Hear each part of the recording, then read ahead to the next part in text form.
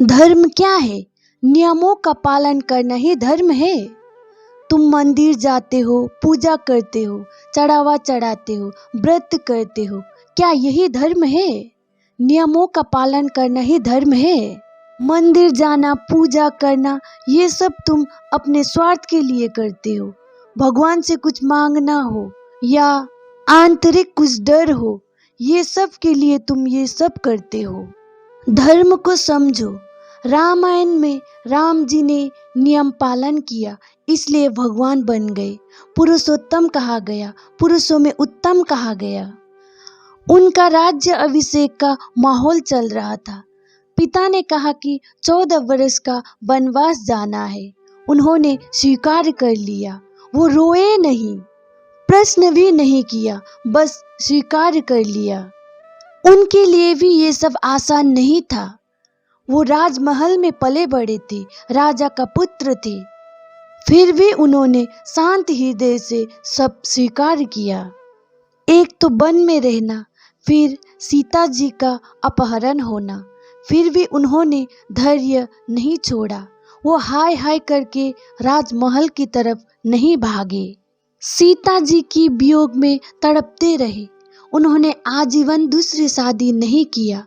14 साल का वनवास और ये सारी कठिनाई, परिस्थितियां, ये सभी उनको भगवान बना दिया। धैर्य के साथ सभी नियमों का पालन किया, इसीलिए वो पुरुषोत्तम बन गए, इसीलिए वो राजा राम से राम भगवान बन गए।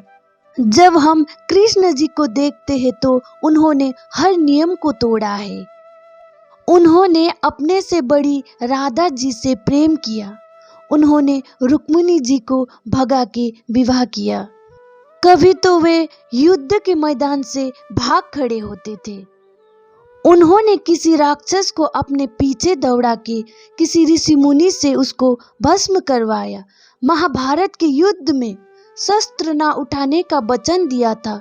जब अर्जुन ने बाण नहीं चला रहा था भीष्म पितामह पर, तो श्री कृष्ण जी ने रथ का पहिया उठा के पितामह को मारने चले थे। फिर भी उन्हें हम भगवान कहते हैं। उन्होंने बहुत ऐसे नियम तोड़ते आए, फिर भी उन्हें हम भगवान कहते हैं। भीष्म पितामह ने नियमों का पालन किया, फिर भी हम उन्हें धर्मात्मा या भगवान नहीं कहते। उन्होंने अपनी प्रतिज्ञा और पिता को दिया हुआ वचनों का मान रखा।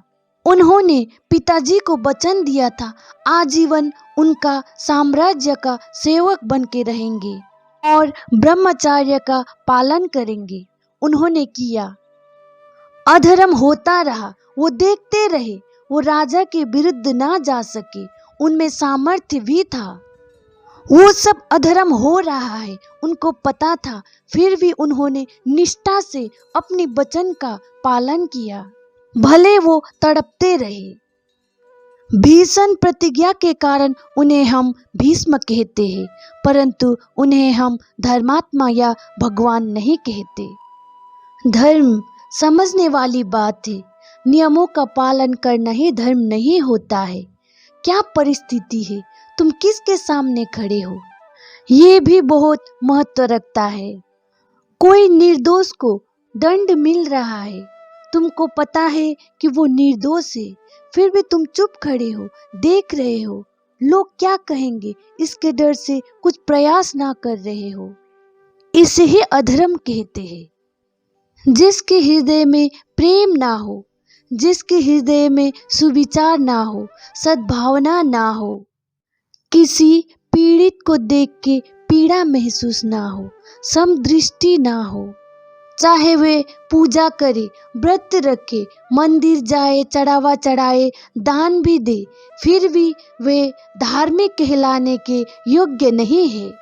चाहे वो मंदिर ना जाते हो, पूजा व्रत ना करते हो, सब उसको नास्तिक जाने और वो खुद को भी नास्तिक माने, फिर भी उसके हृदय में प्रेम हो, सद्भावना हो, सबके लिए सुविचार हो, सबके लिए समदृष्टि हो, छोटे बड़े का भाव ना हो, औरों के खुशी कामयाबी में प्रसन्न हो सके और प्रोत्साहन दे सके आगे बढ़ने के लिए, नियमों से परे जाके न्याय कर सके।